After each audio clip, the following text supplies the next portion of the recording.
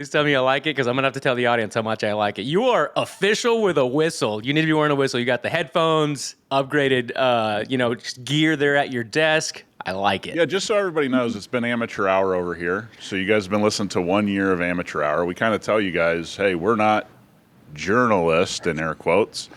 So we got set up here, and hopefully everybody, the sound's a little better, and trying to learn how to operate with these big headphones on.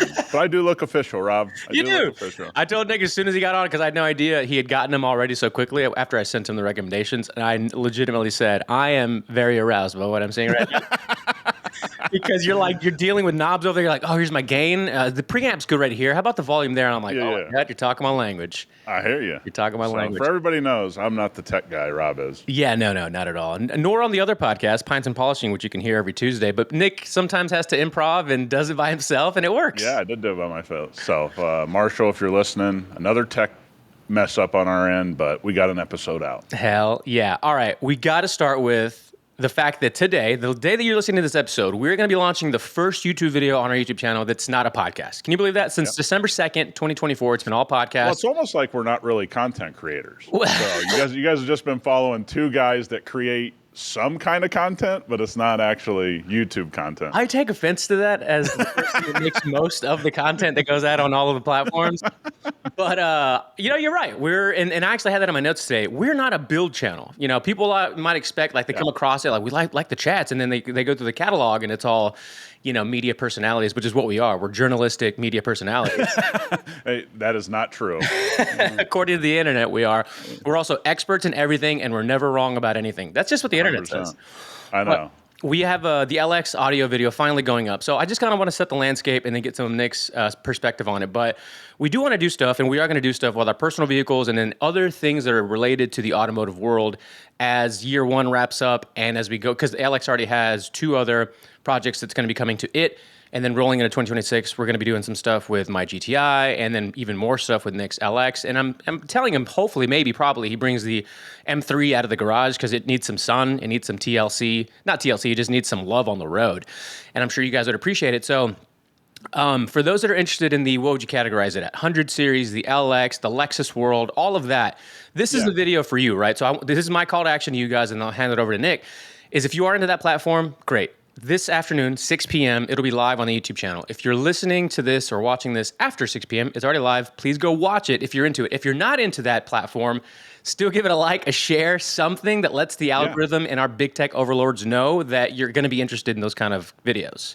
Yeah, and I don't even think you have to be into 100 series Land Cruisers to really appreciate professionals doing what they do.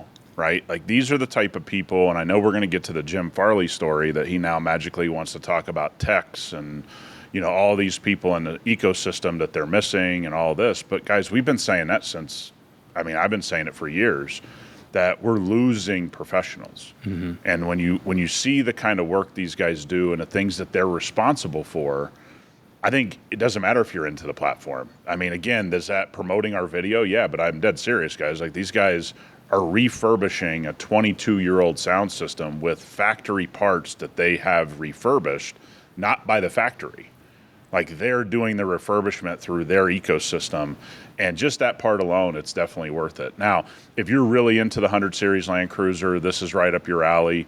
If you're into the Lexus LX 470, of course, this is up your alley. But it's solving a problem. And quite frankly, I searched high and low to see anybody else that has any of this type of content for the audio system, and it doesn't exist. So this will be the first of its kind video on this system actually being fixed properly that I can find. Yeah. Again, I'm sure there might be something out there, but I searched high and low on YouTube, and it's a lot of backyard, which I appreciate, and I say that a lot in the video. I appreciate the guys that are trying to get it done on their own, but this is to the highest level it can be, and I'm pretty proud of what we did.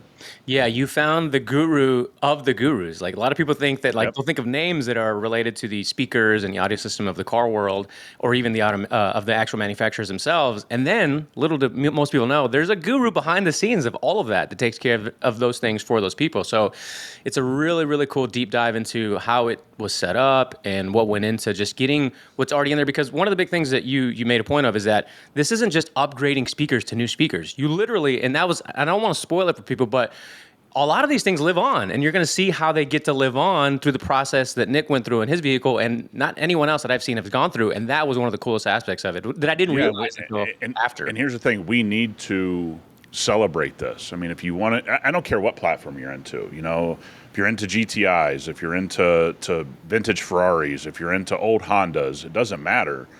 To keep this stuff alive, you're going to need people that can refurbish parts, because the one thing we hear from everybody out there, and this is becoming a problem for every brand.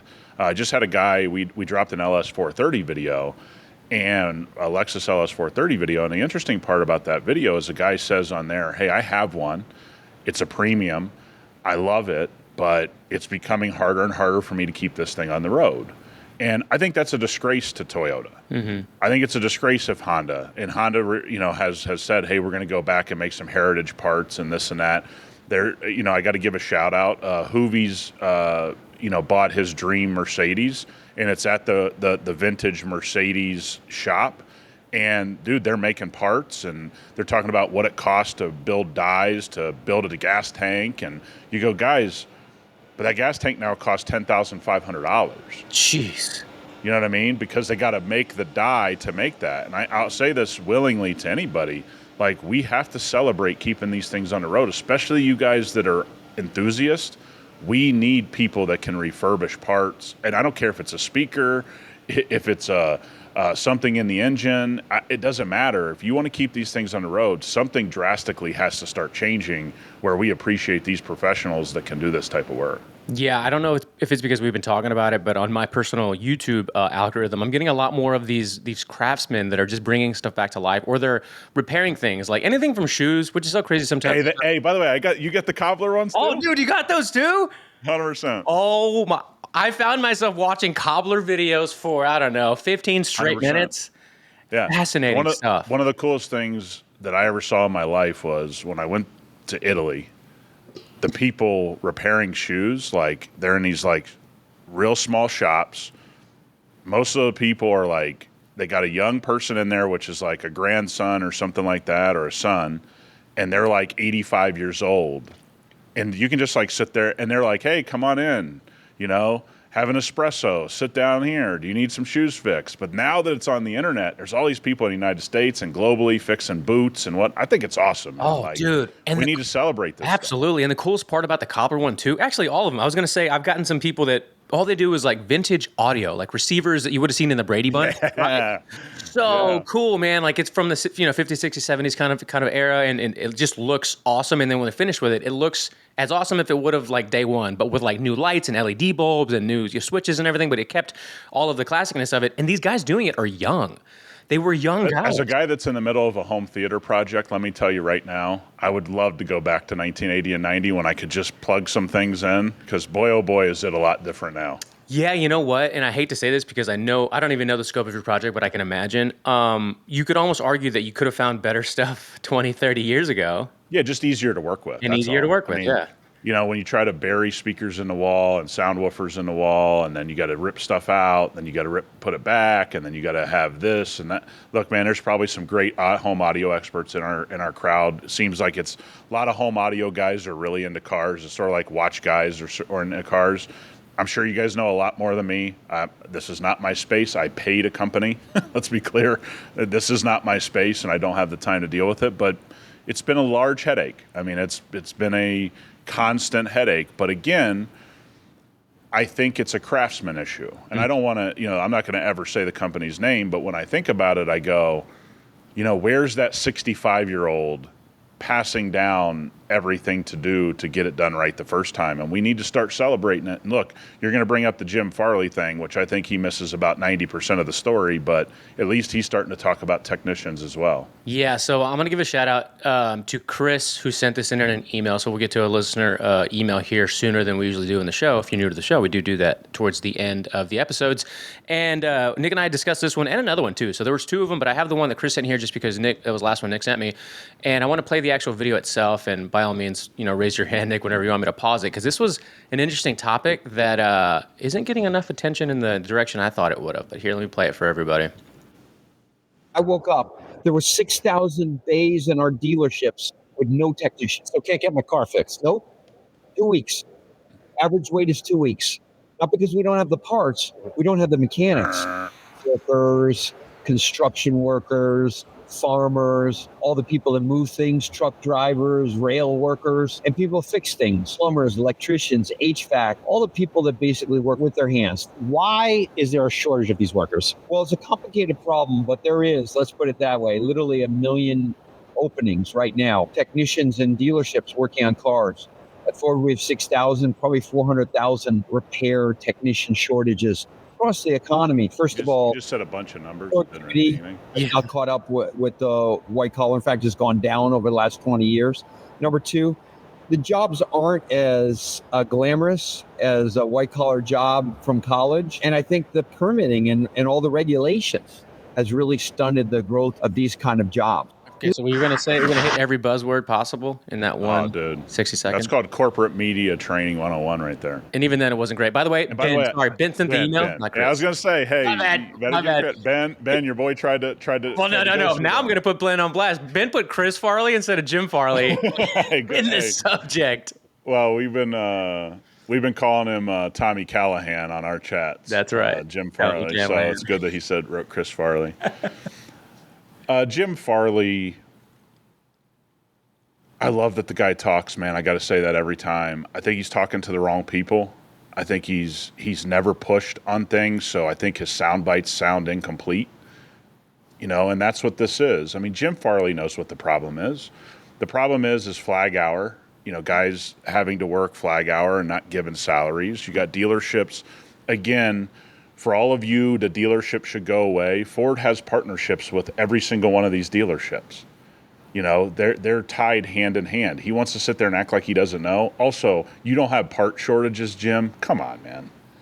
Come on. You couldn't push Mavericks out of Mexico for 2.5, 3 years. Who the hell are you kidding, dude? Who you kidding?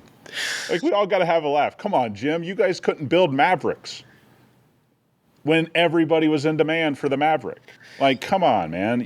We're in this world, and I feel bad for these CEOs because their media team is telling them, go on CNBC and yak your mouth like we did 25 years ago. It ain't 25 years ago. Yeah. And then Jim Farley went on some kind of podcast tour. None of the podcast knew what to ask the guy. So he starts making crazy comments about the Mustang ECUs and how his daughter's F-150, and you go, this wouldn't have happened on an automotive podcast. Why are you going on these podcasts where nobody's connected to the whole system that they don't know, and it's not their fault, right? If Jim Farley calls your podcast and says, hey, I want to be on your podcast, of course he's the CEO of one of the biggest companies in America. You're going to be like, yeah, let's bring him on. But if you don't know what to ask the guy, and there's a follow-up question problem, I want to say this. Ford has had massive issues for 40 years. It didn't start with Jim Farley. By all accounts, talking to educated people, Jim Farley's trying to clean up Ford from the inside out, but we don't get to see the inside part, okay? And they never talk about these massive issues that Ford has had, right? And so when we look at the world that Jim Farley and other CEOs live in, I don't think they're living in 2025. Why do you continually go on CNBC? Your stock price is 11 or 12 bucks, bud. I get going on CNBC if you're going to drive it to $120 a share. You're not going to do that. So why don't you start talking to people that are going to buy the frickin' cars? Mustang Mach-E is outselling your Mustang flagship, sports vehicle 2-1. And you're sitting there talking about ECUs. It's funny that you mentioned that because I think one of the reasons could be that he's not going on automotive dedicated kind of channels or shows is because he's going to get poked and prodded a little bit too much than he wants to and has to I agree with that. Dig into. So when you go into a regular, I know this one was on Yahoo Finance, and the other two that I saw were with random ladies. No offense to the ladies, but the questions you could tell were probably given to them to ask. Yes. And if they went too off the beaten path, he brought them back with kind of his with his weave. If you know Yeah. that, if you get that term, you get it. But I think what they're trying to do is thread this needle of, look, the enthusiasts are never going to be happy with us. We're doing some stuff, but not enough ever. So let's try to get the regular consumer and use all the buzzwords that's going to get the regular consumer in better point. terms with our brand going forward, whether we go all EV. They made the big email EV update announcement not too long ago. And I think that's the play, because they're trying to, whoever is trying to look at the larger picture, and Yeah, unfortunately good point. leave the enthusiast kind of in the past.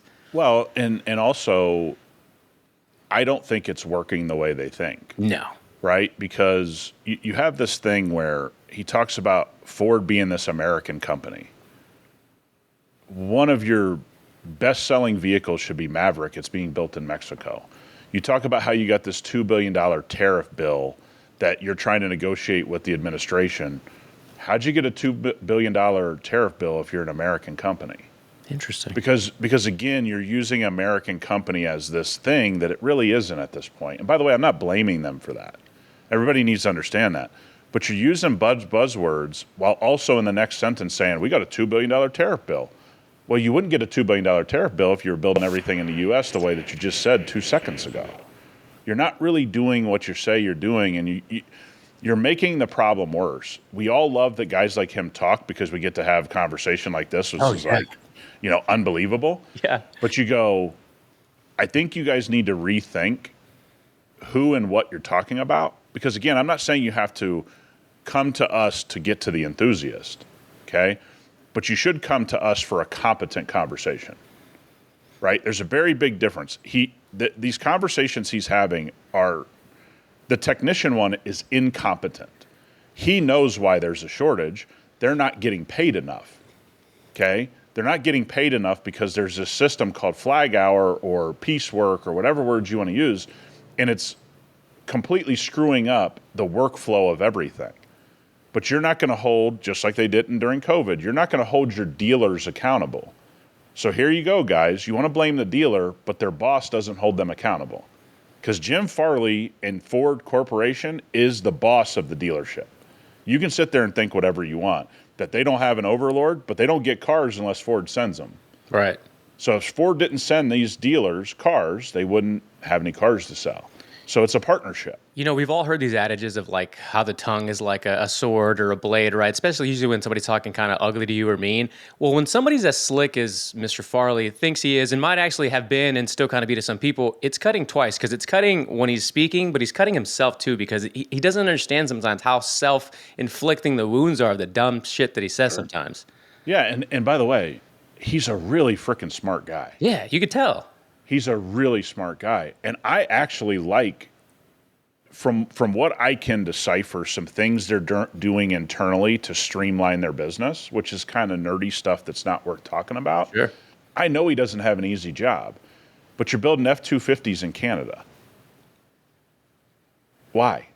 You don't need to build F-250s in Canada. That doesn't need to happen. You need to if you want to be an American company, let's go ahead and be an American company, big dog. You got to put the money up. Once it stopped becoming the number one best-selling truck in America, he's like, fuck it, we're moving to Canada.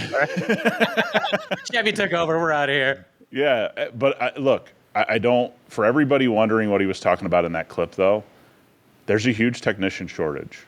And again, I think Ben wrote in his email, is that because of all the recall work? It's not really the recall work, man. I mean, that is a big issue for Ford. There's no doubt.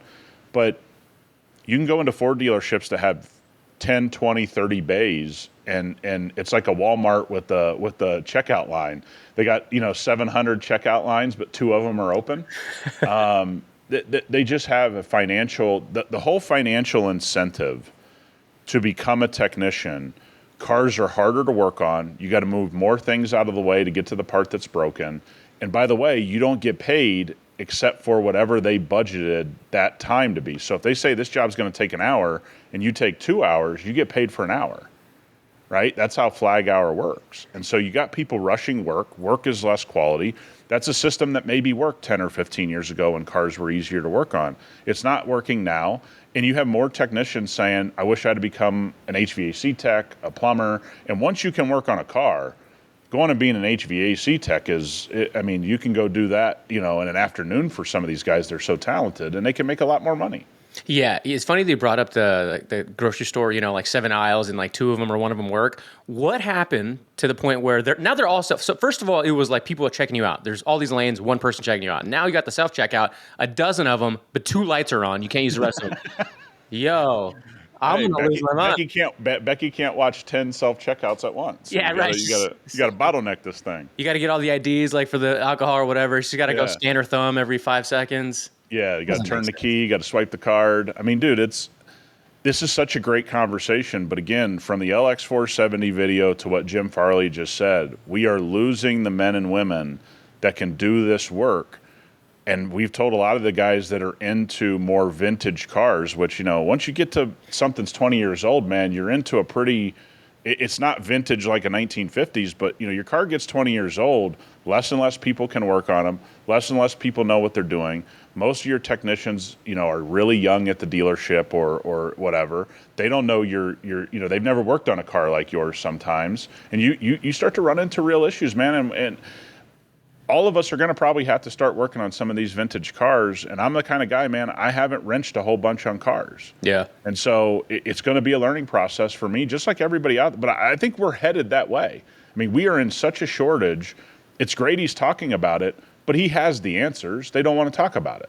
They don't want to talk about the money it's going to take. Yeah, I think not the only, but one of the bright sides of it is that I do keep reading how the interest from young people is shifting towards the trades, right? Whether it is HVAC, automotive. But if they're also on social or online at the same time they're trying to learn about those career paths, they're going to get discouraged really quickly, which is kind of like that's the double-edged sword to that. Because you go to school for it, find interest in it, whether it's through your family, parents, or whatever, or just genuine interest. And then you go to your school, you do a thing, and you hop online, and you're like, all these techs are really complaining about all these different jobs that are out there. Do I want to keep doing this kind of thing? Yeah, no, it's a big problem, and I want to root everybody on. There's a lot of money. I own a blue collar business. There's a lot of money in what my guys do every day. I just don't think everybody's been told about it for the better part of 2 and 3 generations now, right? And there's people that I trust that were down in Austin and like, hey man, the building trades. If you went and started an electrical company in 2020, I mean, some of those electrical and HVAC companies are worth $10, $20, $30 million in a 5-year period. They're so busy. And I mean, it's happening every day. And the car business has to get real. The number one, manufacturers are building cars that are harder and harder to work on, that are having more and more catastrophic stuff happen. And then you need somebody to be able to tear it down, but you got to pay them. And so really the change is going to be when they take technicians and put them on salary. That's when I think you're going to actually see this change, because you got to guarantee people something.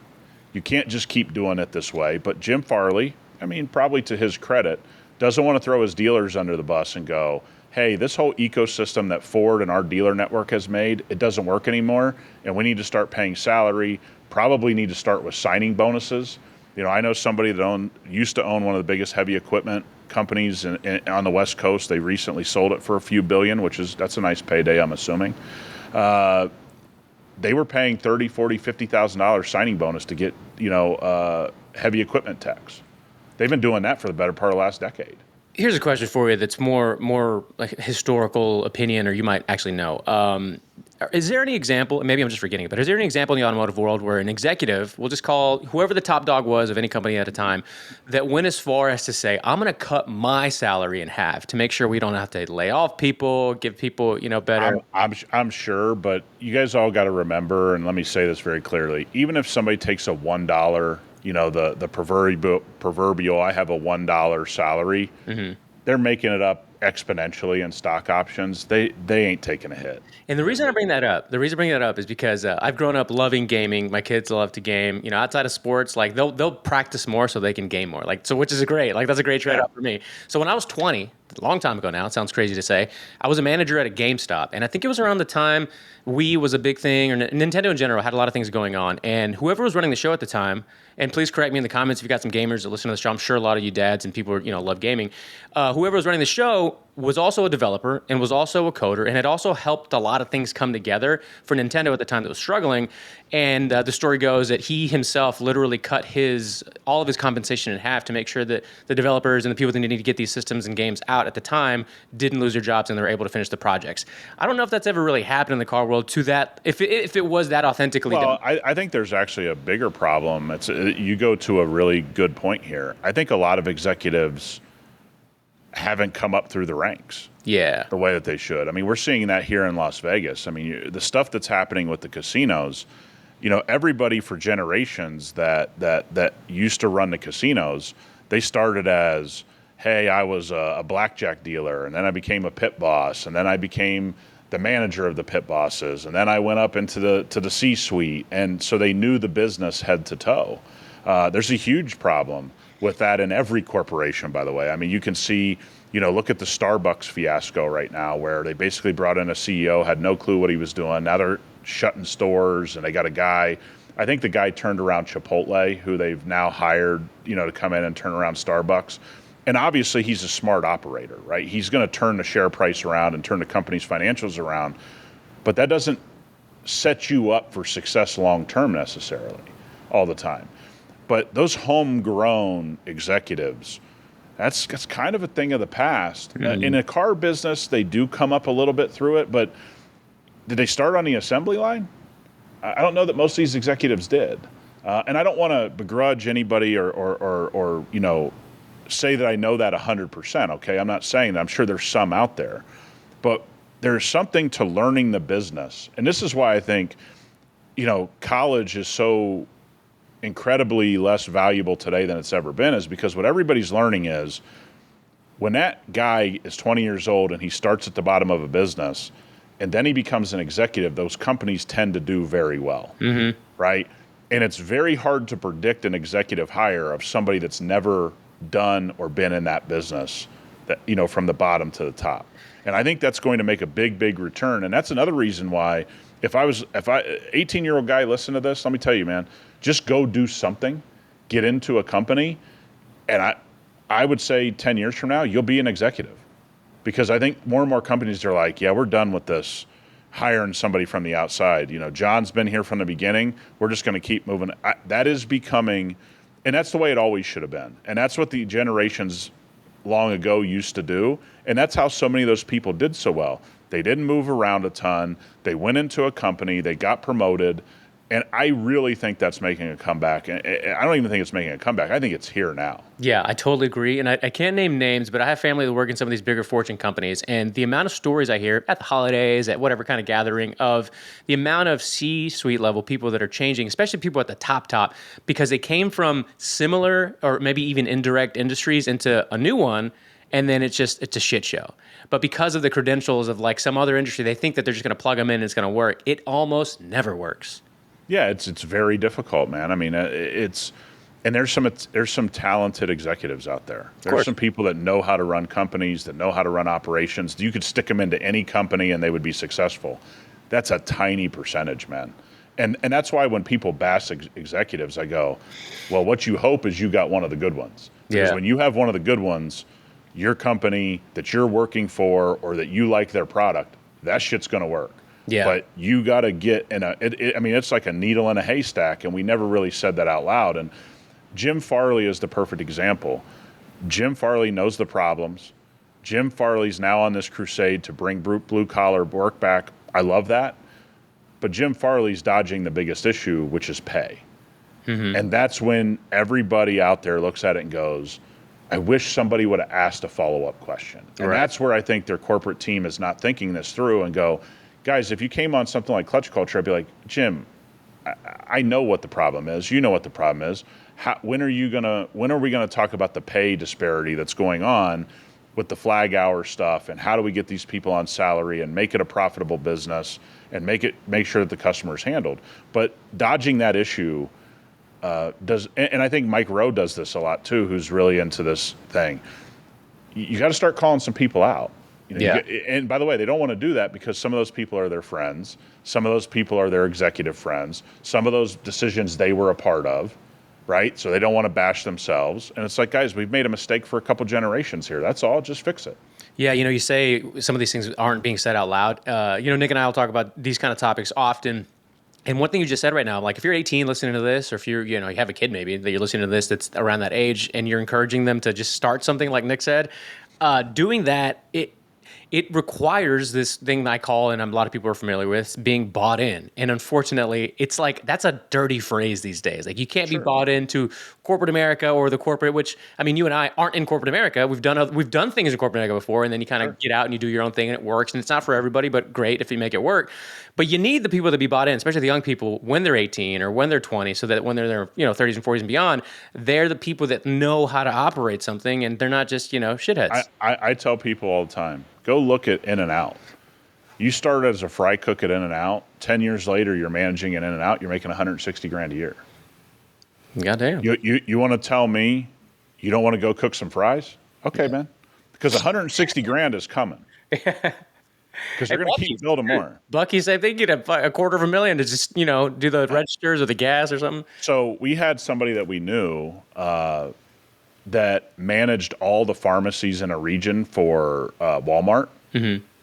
She wasn't a pharmacist. And I can tell you, $250,000 was pretty light. I was going to say, that's like $500,000 right there. I mean, and guess what?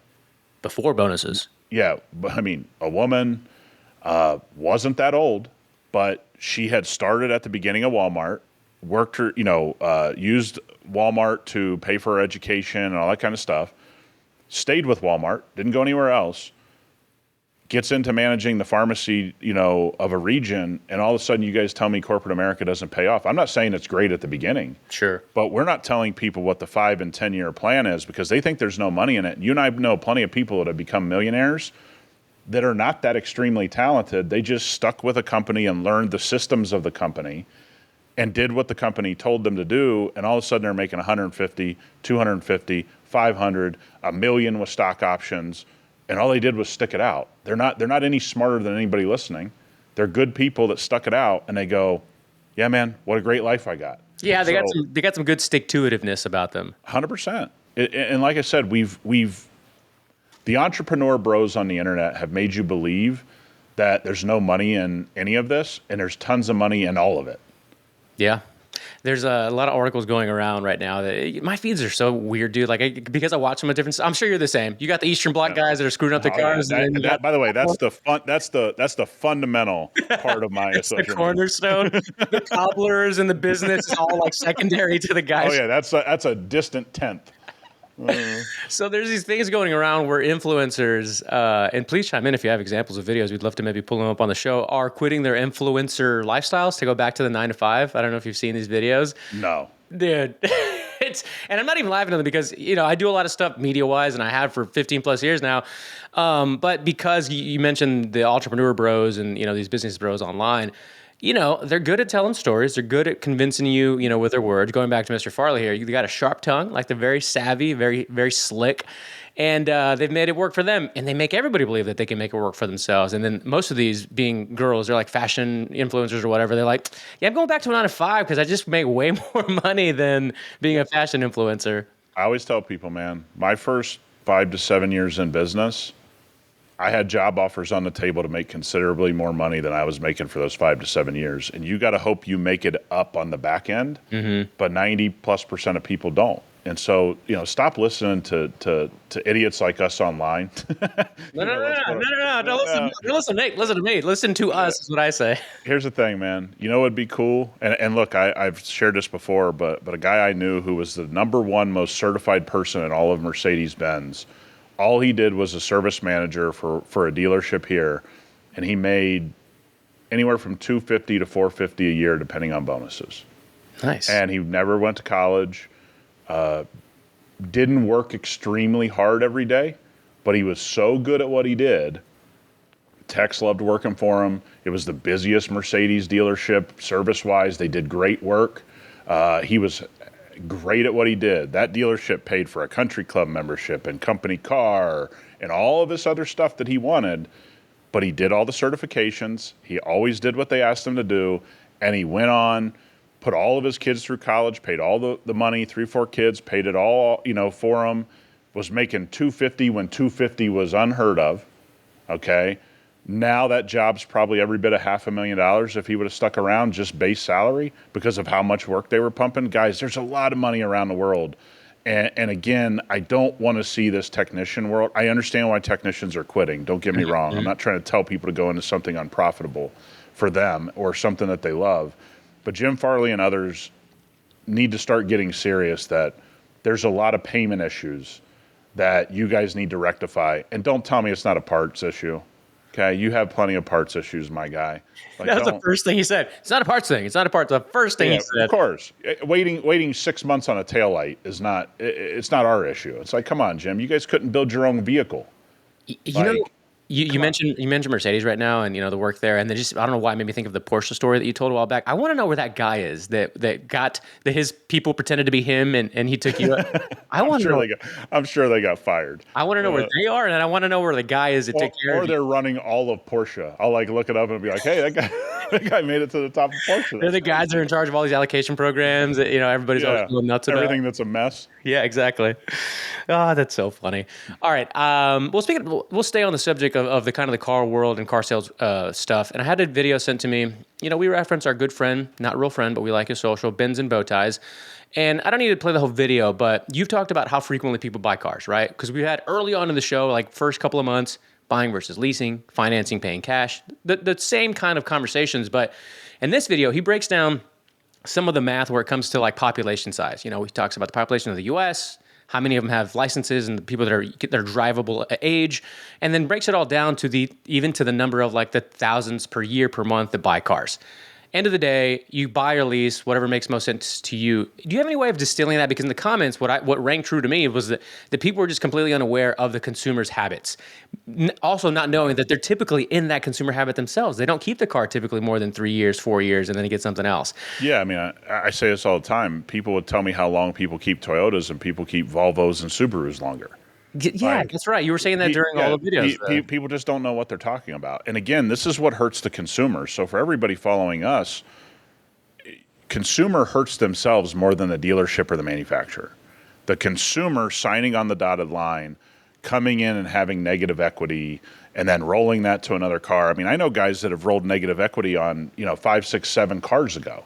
They're still rolling negative equity. That was a big part of this too, is a negative equity, yes. Yeah, I mean, people don't realize. I mean, negative equity is financed at 2x, right? So whatever your finance number is, and it's a good rule of thumb, probably different when interest rates get out of control or whatever, but assume, let's just say for every $1,000, you pay $20 a month. I'm just using a round number, guys. I'm not deep into what the financing is right now. But let's say it's $1,000, you have to pay $20 for that $1,000. Or $20 for that $1,000. If that $1,000 is negative equity, you got to pay $40 to finance it. Okay, that's a very big problem. And I know guys that had, even when $1,000 payment was insane, they'd buy a truck, they have $1,000 payment. I'm like, what happened? And then they'd come in and talk to me, and I'm like, dude, 4 cars ago, you still have negative equity that you haven't paid off from that car. And again, buying the car intelligently and then understanding when to get in and out of cars is a real thing that consumers have no idea how to do. And they don't know until they walk into the dealership. So they're going off the dealer telling them what to do, and then they're complaining about the dealer. I go, bud, if you didn't know going in what was going to happen, the dealer's going to tell you what they're going to tell you, but that's not the place to get the education. You should be educated before walking into the dealer. Dude, well, where can people get this information? Because no matter how many times you hear a different personality, it could be you or I or anybody else on the internet, breaking down the money factor versus the finance fees versus the terms of the lease versus whatever, they still go in there every 2 or 3 years making the same mistakes. Yeah, well, the number one thing is if you buy cars, not lease or anything like that, but if you're buying cars, number one, negative equity has to be a no-go. You can't start. You can't start with negative equity. So most people I tell them, if in your lifetime of buying cars, you've never actually paid a car off, I know you're usually in a lot of trouble, unless you're in a certain tax bracket, okay? Mm-hmm. And everybody needs to see it this way, that once you get to a certain tax bracket, cars aren't a decision. Negative equity is not a decision. I've had people write $100,000 checks to wipe away negative equity. There's a certain tax bracket that this does not pertain to.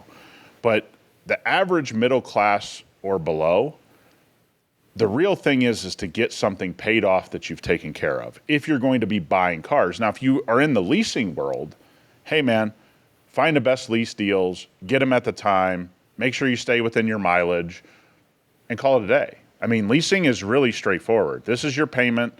You're not responsible for anything other than your payment.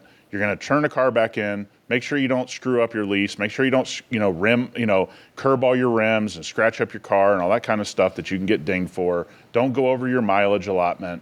Leasing's real easy to understand. Just follow the terms of the lease to the T, you'll be fine. Like, leasing is not a bad option. If, again, there's business reasons to lease and all kinds of different reasons to lease a car. I've been paying cash for cars forever because I just flipped cars and I kept accounts separate from everything else. And this is my car account. And if that account didn't go up, I didn't go buy cars, right? So that's how I buy cars. But I don't think it's somehow the best way to buy a car, right? You can easily finance cars and not get screwed over. And the number one way to screw yourself over is negative equity.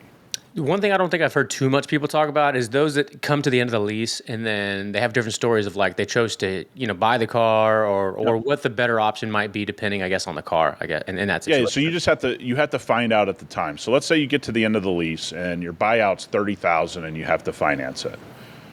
Well, if going and buying a car you want that's similar to yours is like $75,000, you might go, hey man, this car's been taken care of. I did every recall during the time. I did every oil change. This is a good deal. I look at Kelley Blue Book. It's a reasonable price. And right now, I just want to keep the car. I want to get it paid off. I want to have this car. Maybe I'm going to pass it down to a son or daughter or whatever the case may be. Just don't do negative equity. That's it. And if you want to buy out a lease, usually, a lease is just financing the depreciation. That's all you've really done is finance the depreciation curve of the vehicle. And that's okay, right? But when you get to the end, make sure you look at all your options. Okay, if I finance this $30,000, or is it going to be the same if I go finance something that is technically more expensive, but it's brand new and they have all these incentives on the lot and I can get the same exact payment, I can get the upgraded everything, I got it under a better warranty, there's all these things, but guys, none of this is rocket science. You just got to write down what's going on yourself. And you got to say, okay, here are the facts here, and then here are the facts to do this other thing. Which one fits what I'm trying to do?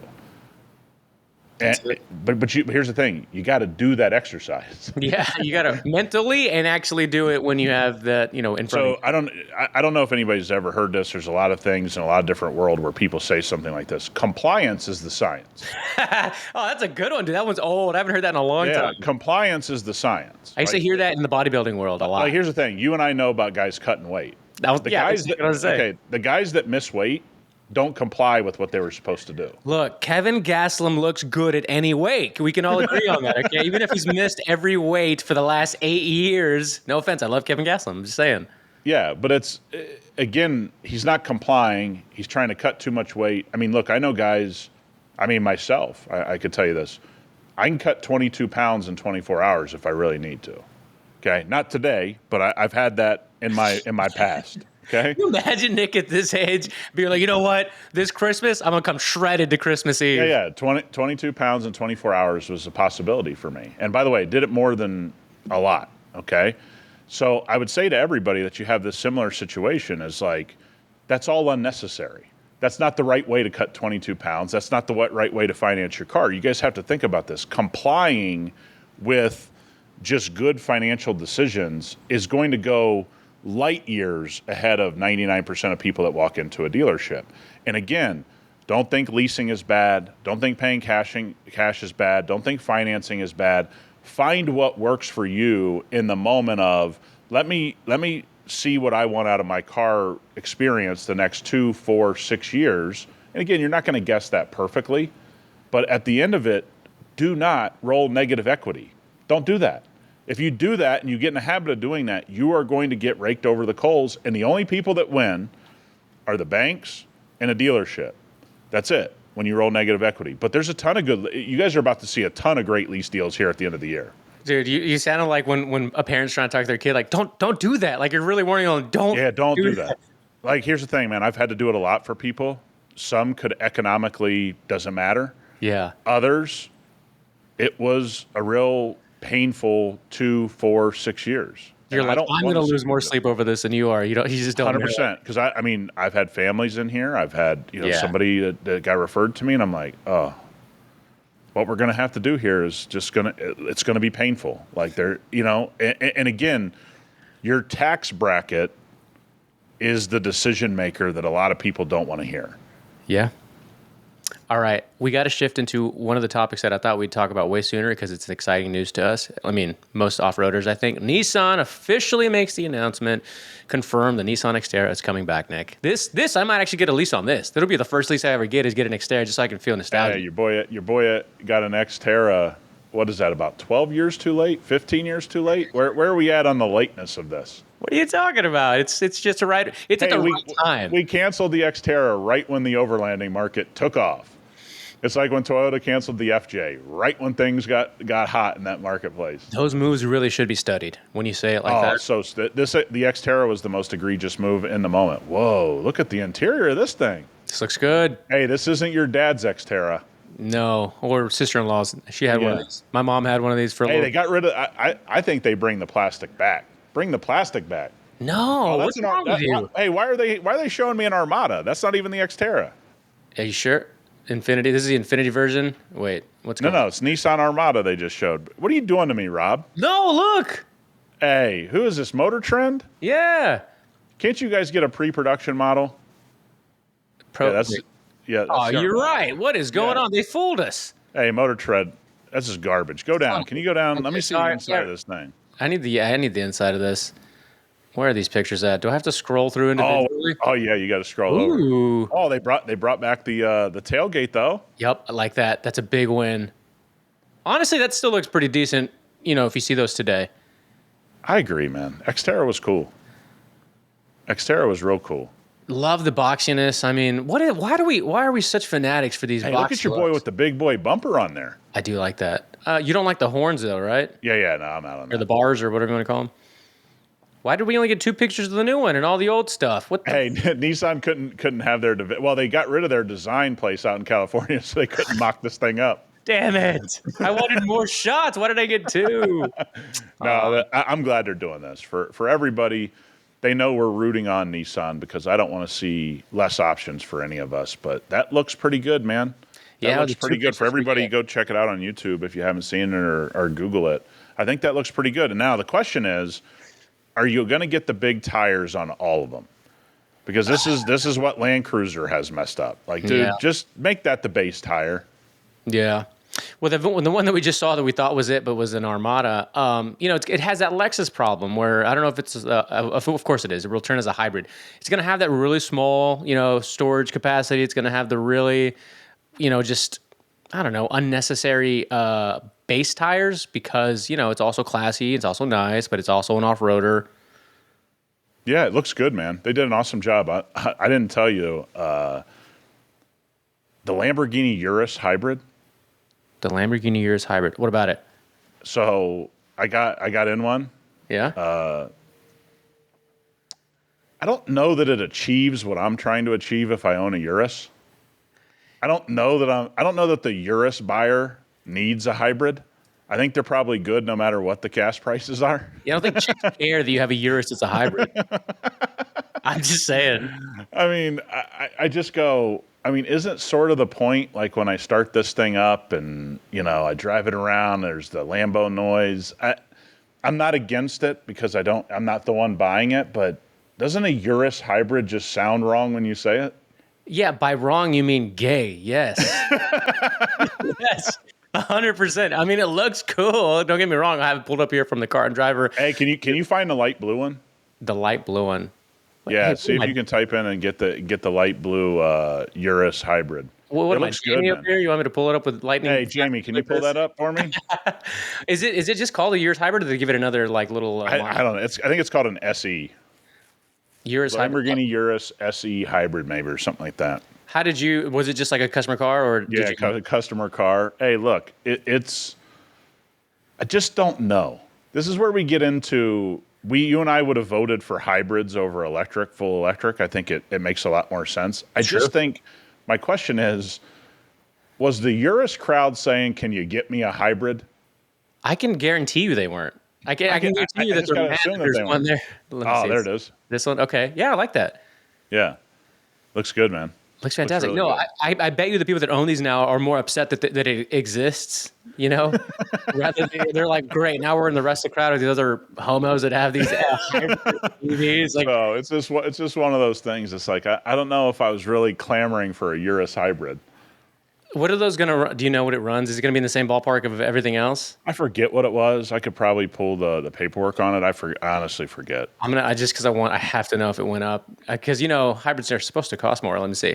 The SE hybrid is starting at around 262. Yeah, probably with all your options. I think it probably was somewhere around 3 something. Once you kind of got out the door. For example, specific light blue Urus SE, significantly more than the base price, with the example showing priced over 344. Yeah, I want to say it was like 3 something. Yeah. Hey, I sound so disconnected right now. Like I'm just like I don't know. It's like guys, I see so many of these cars. It's like it just doesn't register. I'm sorry that I didn't have the exact price ready to go. Yeah, like I don't know, 260, 340, something like that. It's around that ballpark. Like, Well, dude, speaking of hybrids, let's go ahead and let's add on to the conversation. The next Porsche Boxer Cayman might keep the flat six, but go hybrid. So what was the Porsche news that they're keeping the engine, right? So essentially this going away is not happening. They're going to keep the gas engine, which is great news. Boxsters and Caymans should always have a gas option. Again, if they wanted to go electric, I don't know why they just didn't do both. This has been the conversation we've all had a million times, which is, I get it. There's a tooling issue and there's a production issue. Porsche doesn't have any problem raising prices. They seemingly, don't care what stuff costs. They do what they have to do to run their business. I think sometimes the weakness in the market is now driving these decisions because it's about to be a pretty weak 5 to 10 year period in the car market. You just had the boom period, that 5-year period. The likelihood they have another 5 to 10 year boom is pretty slim. We're already seeing inventory start to pile up. We're going to get back to normalcy here. I'm kind of interested to see what that does with pricing because look, inventory's piling up. It is. Homes as well, but that's for another show. We're going to have a finance show, guys. We're going to have a real estate and finance show. And you two are going to be finance bros, real estate bros, construction bros. The Knucklehead Finance Hour. Dude, that'd be the most popular show on the internet, along with the #1 automotive podcast. We'd just be talking about Bitcoin. Whatever happened to BitBoy? I think the guy went to jail.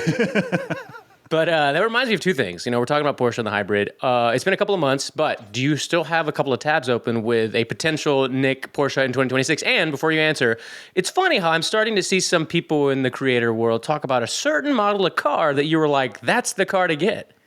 Yeah. I think you know what I'm talking about. A year worth of content. One of our favorite creators, I won't use his name, disappointed me. Took a lot of my ideas. I'm just kidding. I don't know if he did or not. But yeah. I just tell myself because I like his content so much. I'm like, I know. I just want to write him an email. But look, man, 996 Turbo would still be the one that I would get right now. I think it's a no-brainer. Again, I get it. Not everybody has the... Did you know Larry Chen has one? No, I didn't. He never drives it. Man, it's awesome.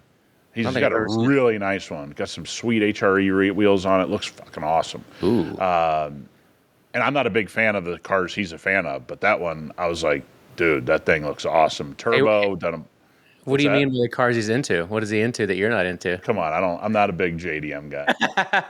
I'm not a big JDM. We send a lot of JDM jokes back between. But again, I'll tell you this. I really respect how strong the JDM market is. Like how much those people love their cars. I tell you guys this all the time. I don't care if I'm into stuff. If other people are into it, I think it's cool as hell. But it's just not but his 996, and I think his license plate is egg runny, like runny eggs for the headlight.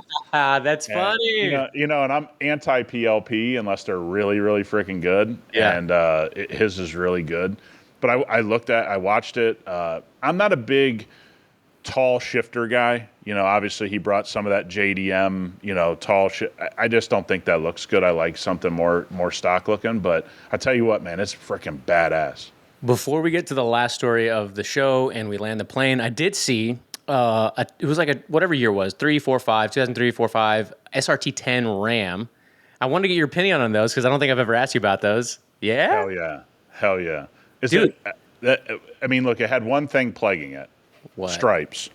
But did this one have a stripe? Didn't have stripes. Silver with no stripes, and then that was a single cab, and then a quad cab, no stripes, red. They're pretty low miles. I say it was like 60, 70,000 miles. The single cab was 39, and the quad cab was like 46.